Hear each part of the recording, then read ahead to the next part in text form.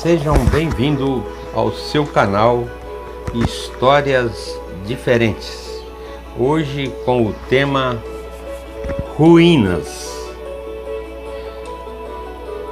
Foram a causa da sua ruína e da ruína de todo Israel. Segundo Crônicas, capítulo 28, verso 23. Esse texto, evidentemente, se reporta ao período do Israel, do reinado de Israel, Velho Testamento.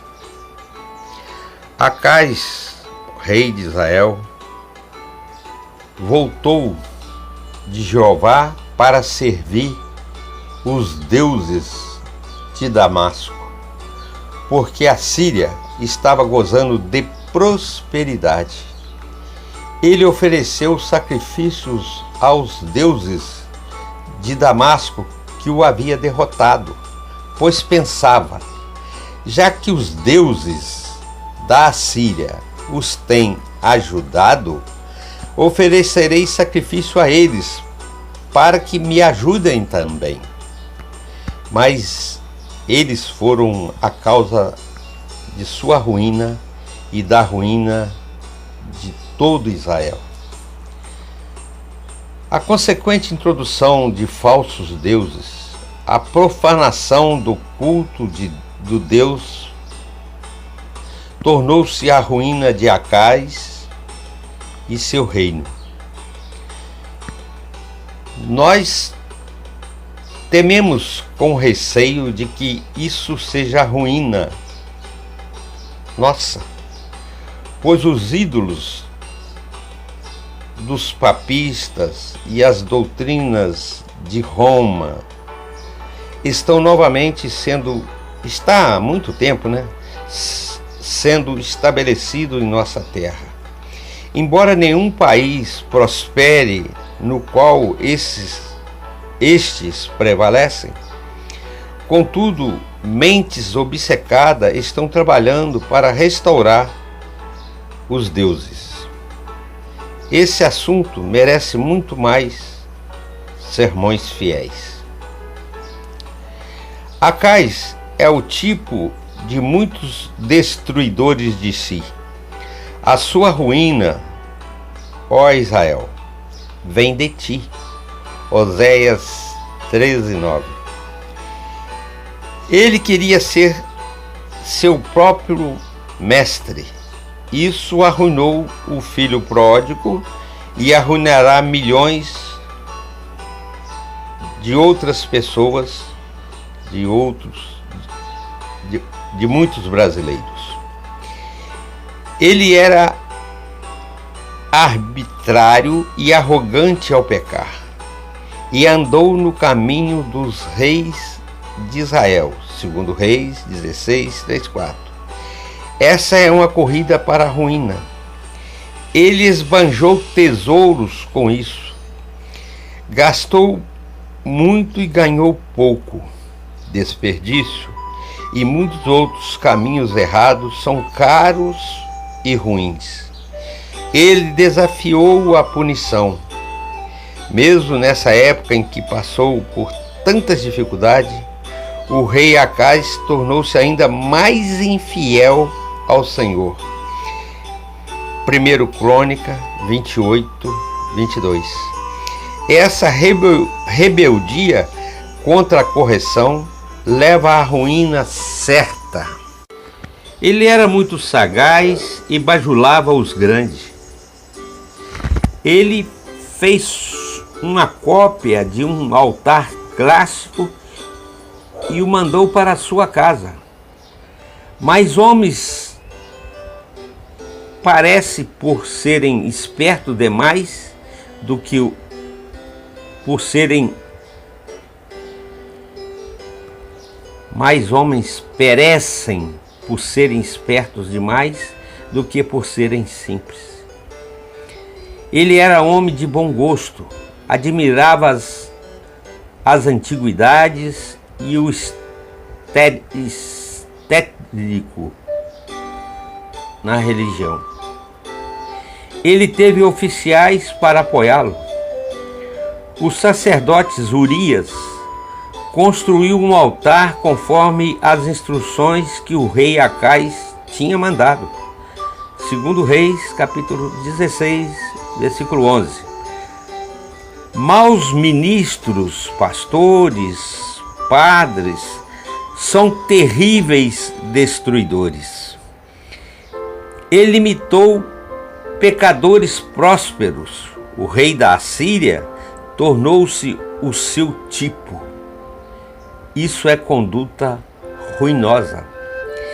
Ele abandonou todo o culto de Deus. Ele trancou as portas da casa do Senhor.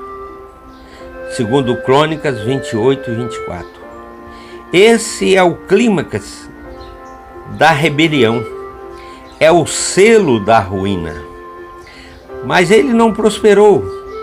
Os falsos deuses foram a ruína dele.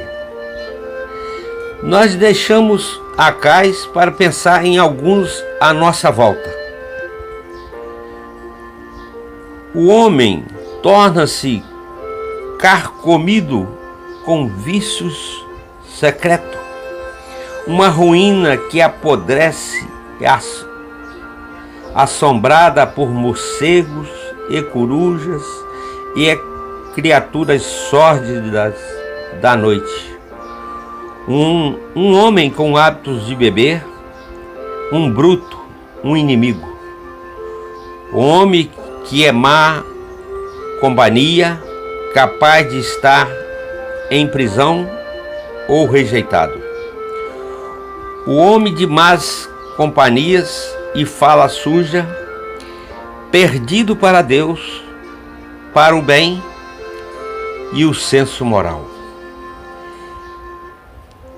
Em volta de nós, vemos tais ruínas espirituais, voltados de usos santos para serem uns perdidos mofando. O homem é arruinado em paz, caráter, utilidade, perspectiva para o futuro. Pior de tudo, ele mesmo é uma ruína e será assim para sempre. Uma ruína sugere muitas reflexões. O que foi? O que poderia ter sido? O que é? O que será? Meditações entre ruínas podem ser úteis àqueles que se inclinam a repetir a experiência de Acais. Foram a ruína dele e de todo Israel. Propositalmente, algum homem, pelo exemplo, criam bêbados, pelo ensino fazem pagãos, pela sedução arruinam a virtude, pela própria presença destrói tudo o que é bom nos seus associados. Incidentalmente, mesmo sem intenção, eles espalham o contágio do pecado. Sua irreligião arruína os jovens. Sua conduta influencia os inseguros. Sua linguagem influencia os maus. O pecado arruinará a você se persistir nele. Sua queda arrastará outros. Você não tentará fugir da ruína? Jesus é o restaurador dos dissipadores. Pense nisso. Na Austrália, há uma arma de arremesso chamada bumerangue, que, quando arremessada, descreve curvas singulares e volta, por fim, à mão de quem a lançou. O pecado é uma espécie de bumerangue que curiosamente sai para o espaço, mas retorna para o seu autor e com 10 vezes a força golpeia a alma culpada que o lançou. Poderíamos ilustrar o mal do pecado com a seguinte comparação. Suponha que eu estivesse passando por uma rua e fosse arremeter a minha mão através de uma grande chapa de vidro. Que mal eu receberia? Você seria punido por quebrar o vidro. Seria só o mal que eu receberia? Sua mão seria cortada pelo vidro. Sim, assim é com o pecado. Se você quebra a lei de Deus, você será punido por quebrá-las. E sua alma é machucada pelo próprio ato de quebrá-las.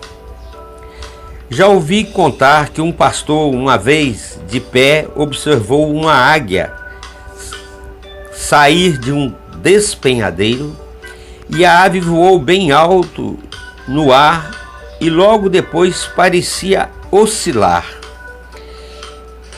e rodou em voo no ar. Primeiro baixou uma das asas, depois a outra. Logo, com grande velocidade, o pobre pássaro caiu rapidamente em direção ao chão. O pastor ficou curioso para saber o segredo da sua queda. Ele a apanhou e viu que quando a águia pousou pela última vez no penhasco, uma pequena serpente tinha fixado nela. E à medida que a serpente mordeu mais e mais, a águia, em sua agonia, rodou no ar. Quando a serpente tocou no coração dela, a águia caiu. Você nunca viu um homem ou mulher na igreja ou na sociedade subindo e subindo, o homem se tornando cada vez mais influente, aparentemente forte, bem conhecido, exercendo poder perto e longe, e depois ficar oscilante, incerto, rodando como se fosse por incerteza e inconsciência, e por fim cair no chão. E prostrado ali em descrédito, desesperançado, um espetáculo para anjos chorarem e diabos rirem. Você não conhece o segredo da queda, mas o olho onisciente de Deus o viu. Aquela negligência de oração, aquela desonestidade secreta nos negócios, aquela indulgência escondida no copo intoxicante, aquela licenciosidade não vista por homens, aquela mexida secreta com descrença e erro, era a serpente no coração que fez cair a águia. Assim acontece conosco. Sábios dos dias antigos sustentavam que nenhum pecado já foi cometido, cujas consequências ficaram somente sobre a cabeça de quem o cometeu. Que nenhum homem podia fazer mal e seus companheiros não sofrerem. Ilustravam isso assim: uma embarcação viajando de Jopa levava um passageiro que, por baixo do seu leito, cortou um buraco, furando o lado do navio. Quando os homens da vigília discutiam com ele, dizendo: "O que fazes, ó homem miserável?", o ofensor calmamente replicou: "O que importa para vocês? O buraco que eu fiz está debaixo do meu próprio leito. essa antiga parábola merece ser considerada. Nenhum homem perece sozinho em sua iniquidade. Nenhum homem pode adivinhar todas as consequências de suas transgressões. Aquele buraco levaria o navio a naufragar.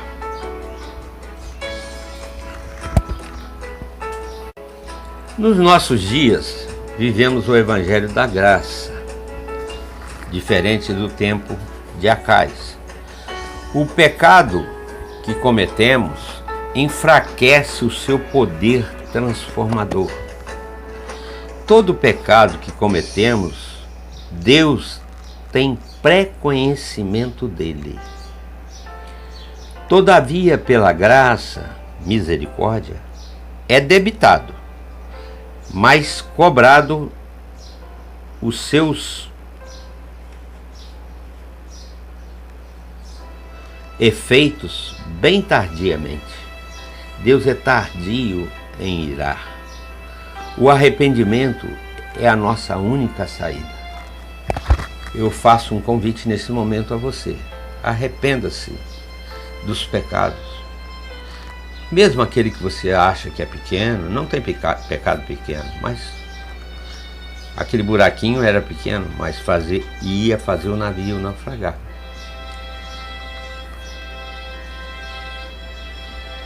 Peça perdão a Deus, arrependa e volte para o Senhor. Que Deus nos perdoe e nos abençoe. Amém.